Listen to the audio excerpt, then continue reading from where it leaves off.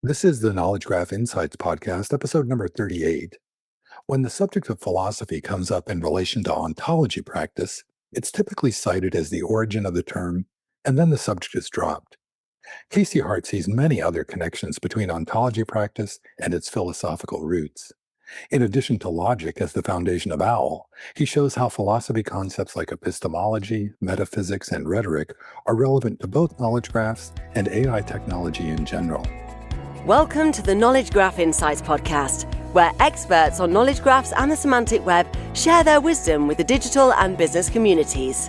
Our mission is to demystify and democratize knowledge graph technology and practices to make the benefits of knowledge graphs and semantic technology accessible to all. And now, here's your host, Larry Swanson. Hi, everyone. Welcome to episode number 38 of the Knowledge Graph Insights podcast. I am really delighted today to welcome to the show Casey Hart. Casey has a really cool YouTube channel on the philosophy behind ontology engineering and ontology practice. Casey's currently an ontologist at Ford, the motor car company. So welcome, Casey. Tell the folks a little bit more about what you're up to these days. Hi, thanks, Larry. I'm super excited to be here. I've listened to the podcast, and man, your intro sounds so smooth. I was like, I wonder how many edits that takes. No, you just fire them off. That's beautiful. Yeah. So, like you said, these days I'm the ontologist at Ford. So, building out data models for sensor data and vehicle information, and all those sorts of fun things. I'm also working as a consultant. I've got a couple of different startup healthcare companies and some cybersecurity stuff, little things around the edge. I love evangelizing ontology, talking about it and thinking about it. And as you mentioned for the YouTube channel, that's been sort of my creative outlet. My background is in philosophy, and I was interested in, I got my PhD in philosophy. I was going to teach it. You write lots of papers, those sorts of things, and I missed that to some extent getting out into industry, and that's kind of been my way back into, all right, come up with an idea, try and distill it, think about objections, put it together, and so I'm really enjoying that lately. Yeah. Yeah, and I'm enjoying the videos. On the show. Yeah, no, I really appreciate what you're doing there. One thing I wanted to, and I love that you're like that's how you're getting back to both your philosophical roots, but also a part of it is to evangelize ontology practice, that's what this podcast is all about, like democratizing and sharing practice. But I think and I just love that you have this explicit and strong philosophical foundation and bent to how you talk about things. And I think a lot of times that conversation is like, yeah, ontology comes out of philosophy, and that's the end of the conversation. But you've mentioned like the role of metaphysics, epistemology, logic, all of which.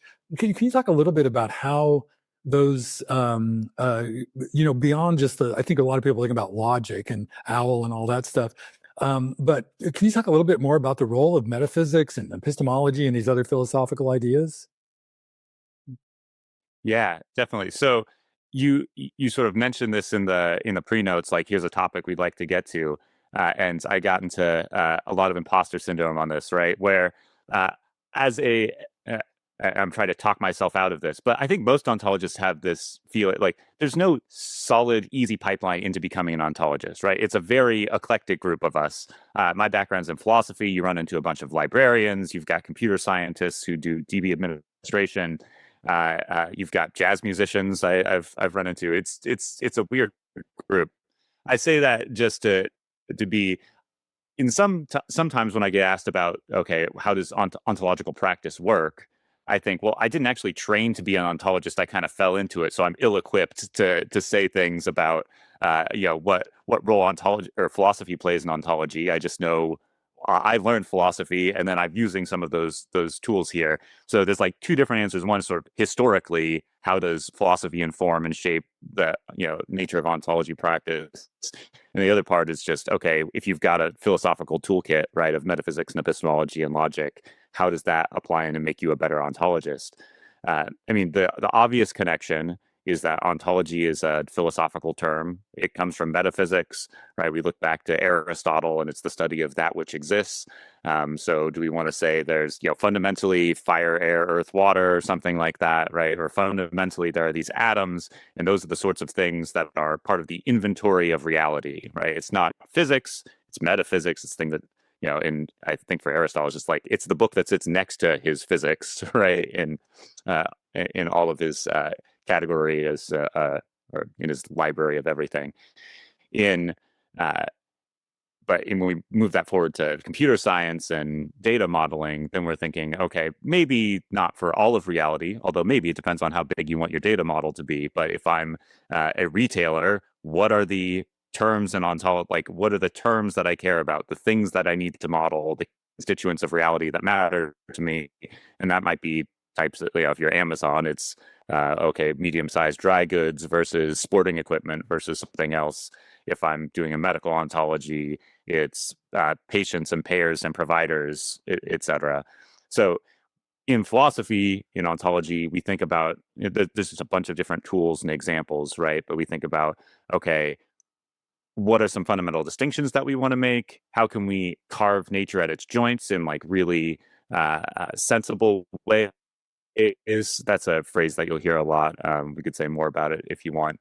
But what I found as being a philosopher who goes into an ontology space is that I have this like inventory of examples from all of my grad seminars and various things that I'm looking through and going through, like whether I want to talk about Gavagai and undetached rabbit parts, if that makes sense to anybody, or whether I want to talk about GRU as a color. Like, here are some like examples, ways that we could chop up the world in unnatural ways versus chopping it up in natural ways, and how do we make those distinctions? And that applies straightforwardly when you get into building an ontology model for an oil and gas industry or something like that. There's a bunch of ways that we can divvy up all the things you care about. What's the right and sensible way to do it? So I guess that's the metaphysics ontology way. Logic you mentioned, right? We need to think about reasoning. I don't just want to assert a bunch of things about my data. A fundamental premise of an ontology is that we want to understand our data. We want to confer meaning on it.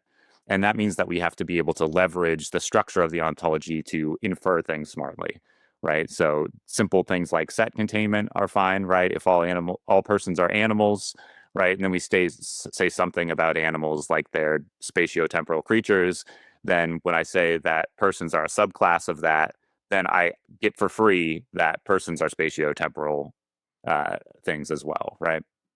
But we get a lot more complicated inferences as we go. We have to think about statistical reasoning. So just in general, if logic is the study of what makes for good arguments, what follows from what, right? That's obviously got a lot of applications in ontology, AI. And then the third piece, right, that we talked about is epistemology. Epistemology is the study of knowledge and belief. Roughly about what it means to be justified. So the classic example there is, if I know something, what exactly does that amount to? And then Plato says it's justified true beliefs. And then the history of epistemology is littered with examples of trying to cash out exactly what does it mean to be justified. And if you get new information, how can that undercut your justifications? How do you update your beliefs? More recent stuff, and this is what I did in my dissertation, Bayesian epistemology, so doing probabilistic reasoning. So instead of just what do you believe, what degrees of belief do you have towards something? So it might not be that I believe or disbelieve that a vaccine will prevent me from getting the flu this year, but maybe I have a credence of 0.2 that will prevent me from getting the flu this year. And then we get new information that says that there's two flu strains out there that we didn't expect, and so now my credence is maybe lowered from 0.2 to some other number. How do we address that, right? And when I'm building an ontology model, I should be thinking about this stuff too. What are the things out there? What things am I asserting are true in my model? How do I think probabilistically about stuff? How do we represent probabilistic knowledge, which is super tricky in OWL? That maybe is too much into the weeds and would take us more than the 30 minutes just to talk. No, but it also might be, and we can say this for later, it might be a pathway into the AI stuff. The probabilistic, I don't know if there's some intersection there of those ideas. But as you were just talking just now, you reminded me, I heard I think it might have been Walid Saba years ago say that like one of the problems with the semantic web is that it was Boolean. And your research was on Bayesian, and then you just talked just now about probabilistic and sort of degrees of belief and stuff. is there, how much is epistemology the thing that gives us the tool to deal with fuzziness ontology practice? So, I mean, part of what they study in epistemology does get to that. Uh, you can maybe uh, smooth out the transit. So, yeah, if triples fundamentally feel more Boolean, right? You just say, subject, predicate, object, and you're just asserting that thing to be true, right? Um, but we can pack probabilities into that kind of structure too, right? Where we can use things like, if we want to say RDF star or something like that, like we can say of this statement that it has a degree of probability 0.7. You can also use data type properties. We can use lists. There's ways to inject numbers into this, and the same problem comes up in in epistemology and Bayesian epistemology. Is the discussion like we call them credences, right? So if I say I have a degree of belief of 0.7, that's a credence, or at least that's the way that's talked about in the literature. And there's some people that say, that's kind of lame. That's just more ways of talking about belief. So to say that I believe that it's going to rain tomorrow, okay, there's a Boolean sentence, right? It's just either I believe or I don't believe it, or maybe withhold belief. Maybe it's 3 values. If I say that I have a credence that it's going to rain tomorrow at 0.7, maybe that's just the same thing as saying I believe there's a 70% chance of rain tomorrow, right? And now we're just back into a straightforward belief claim, and we don't need to make any hay about talking about credences. You can probably do a lot of the same things when we're you can put numbers into this more Boolean feeling OWL RDF model. Yeah, it's something I have to think about more. I would say in general, just getting some of the Boolean stuff to work pretty well is hard and valuable enough that that's usually my first pass is like let's get that stuff in there. And then if we want to get more nuanced about saying, okay, now I have X degree of confidence in the source that statement came from, so I'm going to interpret it as, we can do competing arguments. There were some really fun things that we did with that back at Cycorp, where it was just adding metadata to each assertion, right? So if you have the provenance of each claim, then you state all these claims in maybe a more or less Boolean way. But when you want to weigh them against each other, some of them might be more forceful than another, right? You just imagine it's like you have two experts that are telling you contradictory things, and then you have to decide which expert do I think is more reliable on this topic. Right. That's where it gets really fun. Was the mechanism for that annotations about about the assertion about the likelihood of its? Yeah, essentially. I mean, at Cycorp, it was it wasn't an OWL RDF, it was in Cyc, which is sort of a Lispy derived version, and so it wasn't quite the same. But yeah, essentially using annotation properties or something like that, or If you could talk just a little bit about the Cyc project, because I think a lot of people newer to this may not be aware of it. I think it's pretty important and foundational. In fact, Doug Lynette was posthumously awarded an award at KGC last year. Can you talk just a little bit about the Cyc project and what you did at Cycorp? Yeah, sure. So without Doug Lynette and Cycorp, I would not be an ontologist. That's for sure. I mean, my history with that was back when I was getting my master's in Wyoming. I remember talking to one of my mentor professors there, and just like in passing, we were like, all right, I'm looking forward to this. I'm good at this. I'm going to be a professor someday. Like, heck, what else would you do with a philosophy degree? And he was like, I had this one guy, friend of mine long ago, who showed me his business card after he got a job out of grad school, and it said ontological engineer. And we laughed about that, like what a silly job title that would be. Some foreshadowing for my life. And then when I got on the job market for philosophy, Cyc had a posting because Cycorp wanted philosophy PhDs. They sort of saw this as like a market inefficiency. These are smart people who can think symbolically and put stuff down. Maybe he also had an understanding that humanities grads would take way less money than people who are already in the tech field, which is a little money ball of the situation. And the Cyc project was all about, so it was formalizing and symbolizing things, but it started with, I think of it as its big differentiator is like common sense reasoning, where the thought was, okay, great, there's a whole bunch of things we want to do with AI, and that's wonderful. Machine learning, that's going to be super cool. That's going to do some great stuff. But fundamentally, to think about the world, you need to know basic facts about how reality is structured. Bigger things don't fit inside of smaller things, right? Heavier objects are harder to carry than lighter objects.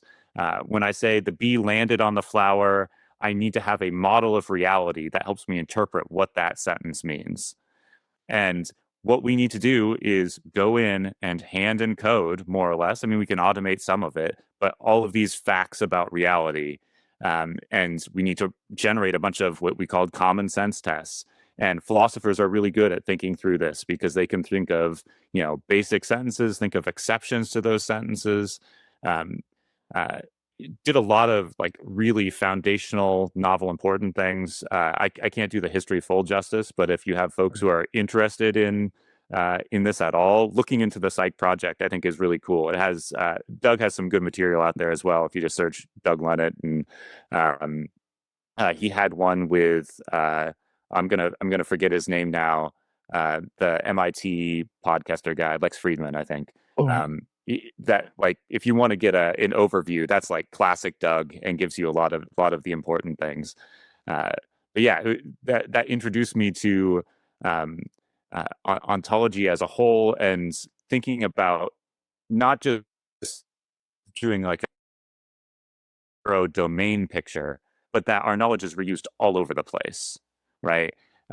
One of the pushbacks I find in LRDF that maybe sets me apart from some other ontologists that have spent most of their time in LRDF, I'm not that interested in only building a domain model that looks at, say, like biology or something like that, because I know the knowledge that we have about biology borrows from a lot of more general knowledge that's reused, right? The fact that bigger things don't fit into smaller things is reused in all sorts of domains, right? You can think of it almost as like the upper ontology versus domain ontology, but Cycorp was the upper ontology for common sense.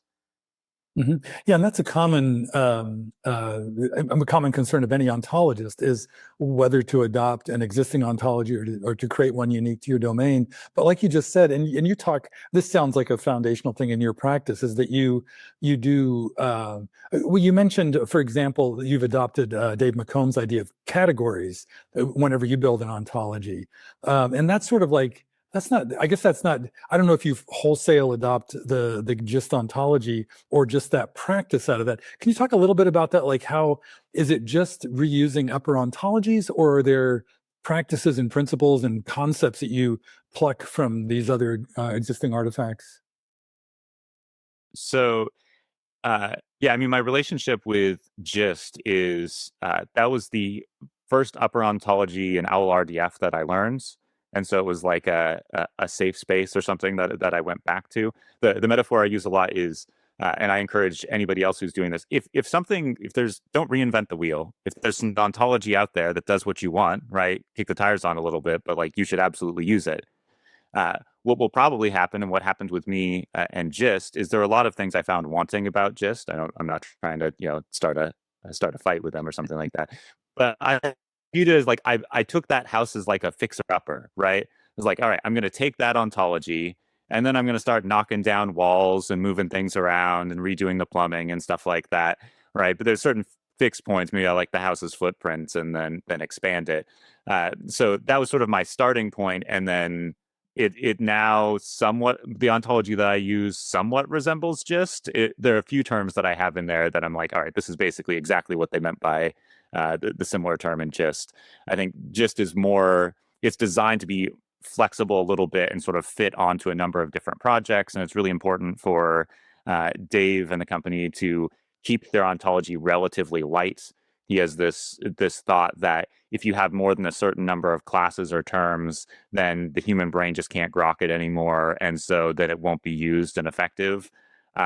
I disagree with that general philosophy. I think that it should be like way denser and more robust. But I think if we have the right hierarchical layering of things, then the top level classes should be relatively sparse. We don't want too many of them, but it can fan out and get really fine grained underneath that. So I have a much larger version of Gist, I guess. But then when you're talking about categories in specific, right? I just did a video on this, so it's fresh on my mind. Categories, I I don't love them metaphysically. It's not like I think this is an important way to view the world. Categories are almost more important because of the restrictions that you have in OWL. Uh, that's a bad turn of phrase. Not OWL restrictions, but like the limitations of an OWL framework, right? Is fundamentally it's a two-leveled system where we've got individuals and classes, and that's great if we're talking about you know like I've got dishes or something like that, and like my particular coffee cup is an instance of a dish or as an instance of mug. That's great, but there are lots of places where we want to use more than two levels, right? So I feel like periodicals are really maybe a little more tricky on this. So like we've got New York Times. This is a newspaper, might be the collection of all New York Times newspapers, and then we have like I might be tempted to say that, and then like today's edition of the paper might be an individual that's an instance of that, right? But then I have my own copy of today's paper, and that feels like an instance of today's paper, which is an instance of a New York Times. Wait, now I can't have that many levels of instances. And now we have a puzzle where it's like I've got two levels, but I want to put stuff in three levels or more. And you have two choices. Either we can go like keep the individuals, have classes, and then have meta classes. If you're thinking of sets that contain sets, or we can mush stuff down and say that we have individuals and we have some other individuals that categorize those individuals. And that's the category route. Is that instead of if I want to talk about, I think the W3C has an article on this or whatever, if people search it up for like punning, and you get that eagles are an endangered species, right? And you want to say, so eagle is an instance of endangered species, but eagle feels like the class of all the eagles. And so now I'm in this difficulty, right? You could make eagle a category, which is I'm just going to have a instance level version of eagle. And then I can use object properties, because that's the other driving force here, is that in OWL RDF, object properties are what we want to use to describe and deal with our data. And so there's this impetus to make the things that I want to talk about individuals rather than making them classes. Myself, I'm kind of cool leaving them as classes and just having annotation properties talk about things, but then I know that I'm kind of, in some sense, I'm misusing it, because annotation properties aren't supposed to be substantive. They're supposed to be just metadata about how I formed the class or something like that. It's not supposed to give me uh, uh, substantive modeling claims. Well, that's so interesting, because like in any one domain, you're just going to have a bunch of stuff, and then getting it down to and I think Dave would say, well, let's get it down to a manageable number of classes. And this sounds like the way you handle it, it's like your individual practice decisions about how to do this. Like that decision, I think that decision you talked about in one of your videos to model an event as a subclass of a situation. I thought that was a really interesting modeling. Is that in that same the same category as what you were just talking about categories? Yeah. So there's so many, like, all these grouping words like category and class and object and thing and stuff like that. When you become an ontologist, in some sense, they lose all their meaning, or you have to like reorient yourself every time, because you're like, oh, that's not the thing we were talking about. They're like, you mean owl thing? You mean like the most general? You're like, no, it was just a random throwaway noun. That's what I wanted. So comes to thinking about events and situations. So categories, like I said, it's not super like philosophical or metaphysical. Maybe I think of them as labels or something, but it's largely it's a useful device in the OWL framework. When I think about events, I'm much more metaphysically committed to them. Events and situations, I think, are real parts of the worlds. They're things I see out there. They're things I want to describe. I want my model to match up with that. There's another piece that ties in to my history at Cycorp. So the approach there for modeling events and situations was a Davidsonian approach. I feel like I maybe even just like talk about this is our Davidsonian model, and I don't say anything else about that in some of my YouTube videos, which may be confusing. But named after Donald Davidson, philosopher who has his own account for how we should think about events and things happening, about particulars and hanging off of each other. We were talking a little bit before this call. It's like, okay, I remember that, and I need to go back and read the paper to really say any more meaningful things. So apologies to Donald Davidson lovers out there that I'm not giving a good account of that. But essentially, the way that you can think about an event, the event itself is the Christmas tree, and then everything else gets hung off of it, right? So we're doing a podcast interview here, and then there are a bunch of role players within that podcast interview event. You can hang me off of it as the interviewee, and we can hang Larry off of it as the interviewer, and then we've got a particular time that this is happening, and place, or multiple places, since it's occurring, online in different, in both Europe and the United States. And so you've got this fundamental central object that then all of the other stuff is attached to.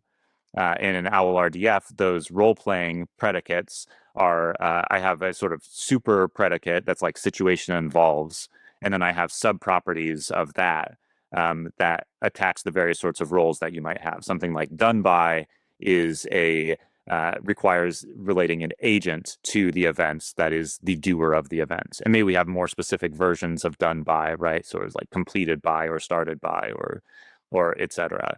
And not only do I pretty much like the metaphysical view of events as, this subclass of situation that's a Christmas tree that everything hangs off of it, it's very amenable to graph structure, right? OWL RDF, one of the puzzles, right? If I want to say that, Casey does podcast, they're like, oh, great, there's my triple. Casey does podcast. And you're like, wait, but Larry does podcast. Wait, all right, podcast is the events. That's the thing that we're doing, and like all the things get related to it. That's what it's pushed towards. But one of the first approaches that some people do to events and activities is they say like Casey kicks ball or whatever, right, as my triple, and I want to say when that happens. Now, how do I do that? Like, what do I attach the time to? Like, I can't attach it to the property because that's just not the way our RDF works. It's not an LPG. Then I have to do like this RDF star or something, or a reification. And essentially, you can think of what's going on here as kind of like a reification. I have to think more about like what they're. You know what? They might be isomorphic, but they're pretty close. I'll link to your video where you talk about the block, LeBron James's famous block, and with the 2016, I think, NBA Finals, because that was a great example of that. But you said a minute ago the word agent, and immediately I was like triggered. I was like, oh yeah, AI. We got to talk about AI. But also, that's also how I first found you. You did I can't remember how I came across. I think somebody shared it on LinkedIn, but you did a post about like, what is AI? And then you were kind of like, I don't know. But then you did elaborate, and you have a lot of good ideas about what it might be.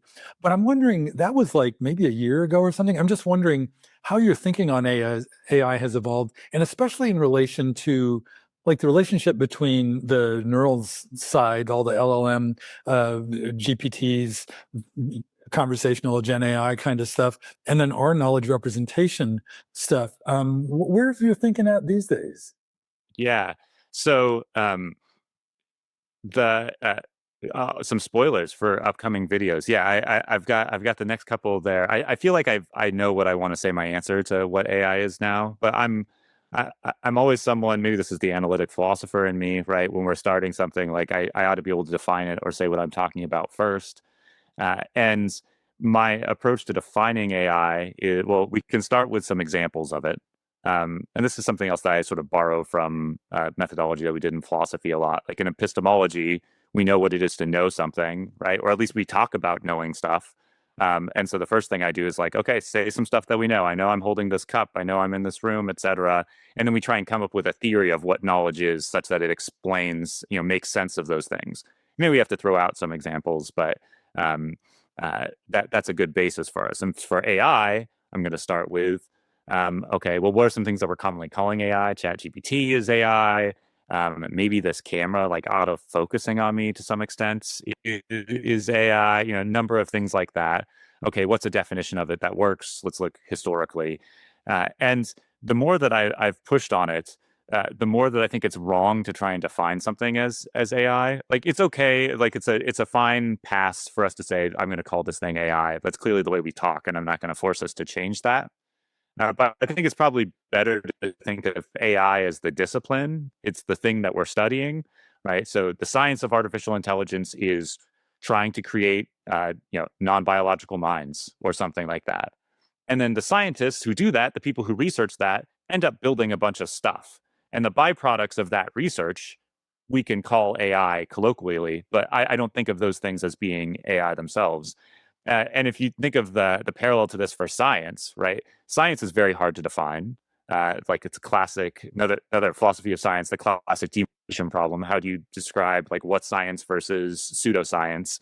And it feels intuitive to everyone uh, until you push to some difficult cases, and then you realize, well, like for a long time, they thought phrenology was science, and shaking an 8-ball or like reading tea leaves is science. Now we don't want to call that. How do you do it? How do you not? What's the line of demarcation? If you find yourself thinking, "Oh, it's obvious," please come solve the problem. Philosophers would love for you to solve that problem. It's harder than you think. Uh, but if we talk about science, right? So people who study a specific type of science, whether we want to say like, a material science or physics or whatever, we don't say the products that get produced by that are science, right? Undoubtedly, someone studying material science, came in and helped, produce whatever like polymer goes together to make this toy that I'm holding. For those of you on the podcast, I'm holding a little squishy forklift. But so science, I wouldn't say, but see this I'm holding, this is science. Like, no, we'd say like the study of the sciences enable us to build this sort of thing, right? That's kind of how I feel about what people are calling AI. Like, is ChatGPT AI? No. I mean, you can say it if you want, but like those who are interested in creating non-human minds produced a thing, and it was this, and it was a tool that did these various sorts of things. I think that's important. One, because we should be clear about our concepts, and I think if you push anybody on what they mean by AI, you'll find out they're not very clear about their concepts. It almost always comes down, I think, to AI as something that either could be confused for a human or that could do something that a human might otherwise do, right? Well, like, look, I've got a door over there, and a human could stand in front of it and keep people from getting in. And before the invention of deadbolts, people would do that.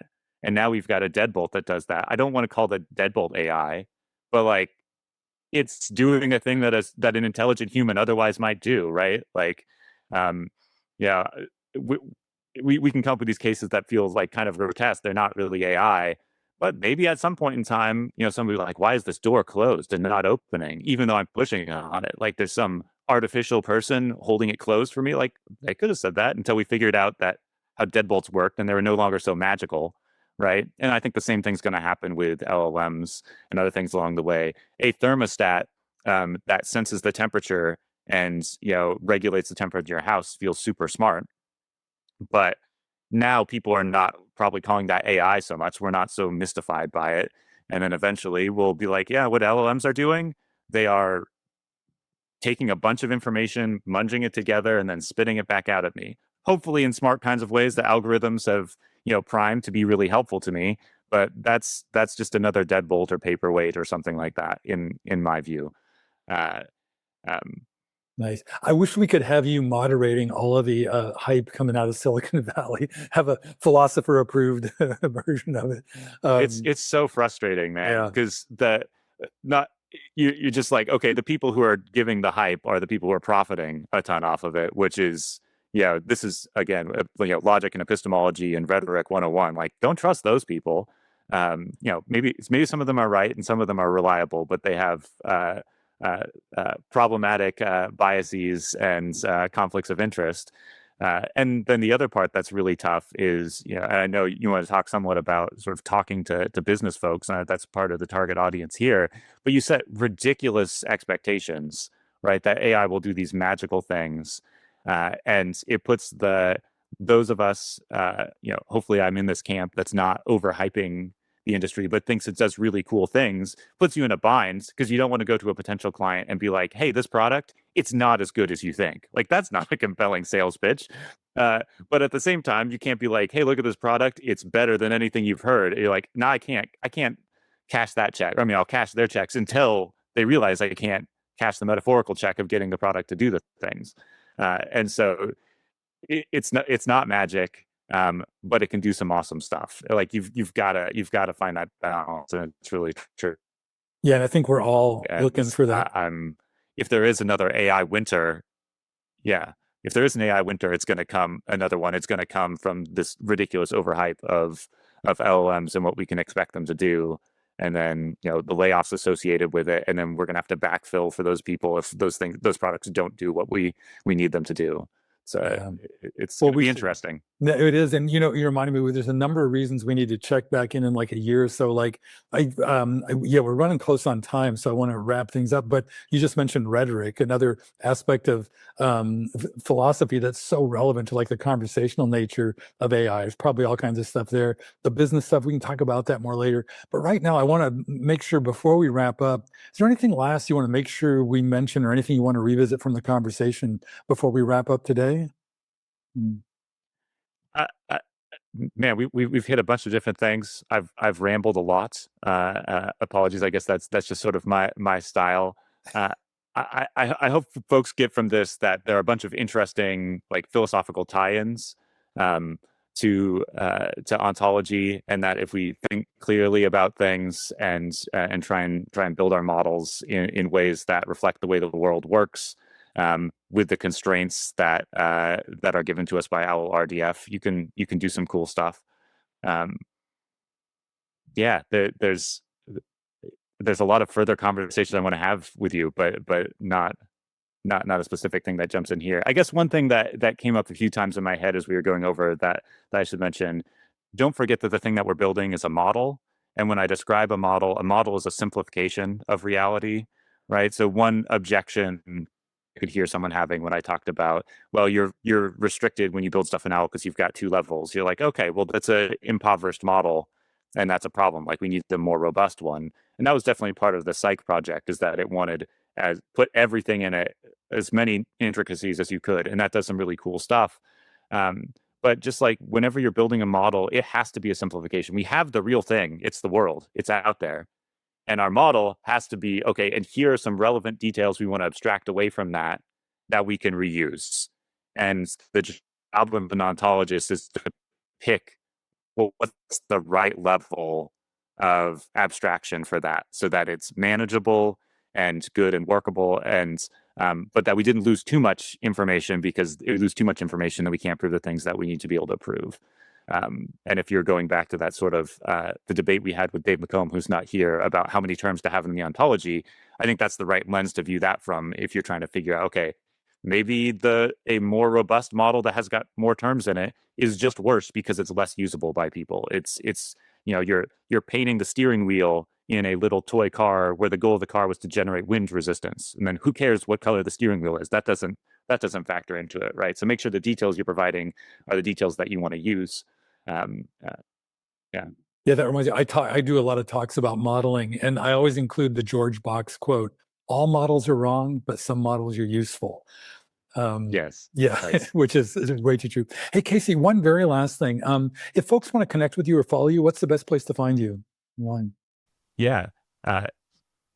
So the best place to find me, I think, is just probably on LinkedIn. You can look me up on my YouTube channel. This is a thing that I'm trying to figure out. Maybe I'll send you a link later if there's something put in the description. But I've had a few people reach out to me from the YouTube channel via LinkedIn, and like, it's kind of annoying because you've got to go through get a pro account to message somebody. So I need to get an anonymous email account or something. I don't want to just I'm not going to put my cell phone number up. I got to figure out the right answer. But yeah, go look up Ontology Explained on YouTube, and you'll find me there. Yeah. Okay. And I'll put your LinkedIn profile and your YouTube channel in there so folks can find your ultimate email solution there, I'm sure. Yeah.